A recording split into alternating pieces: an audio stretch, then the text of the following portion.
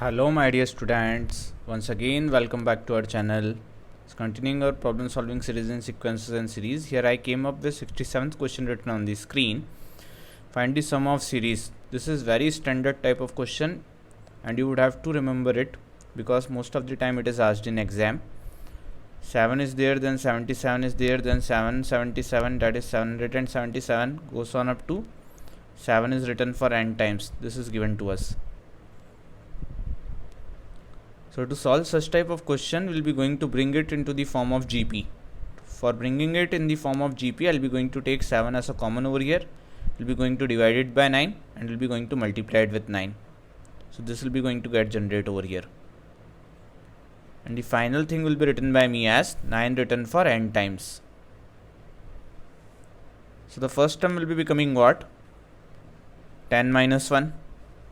The second term will be becoming 10 square minus 1. The third term will be becoming 10 cube minus 1 and the nth term will be becoming 10 to the power n minus 1.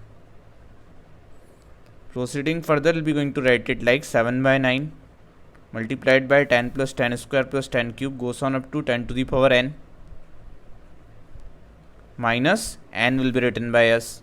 That means what? 7 by 9 multiplied by a r to the power n minus 1 divided by r minus 1. What is the value of r we are knowing?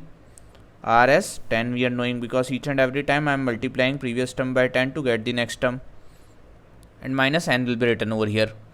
Proceeding further will be becoming 70 by 9 multiplied by 10 to the power n minus 1 divided by 9 minus 7 n by 9. Or we may write it like 70 by 81 multiplied by 10 to the power n minus 1 minus 7 n upon 9 will be our final answer for this question. Hope you guys would have understood it, would have enjoyed it. Thanks for watching my dear students.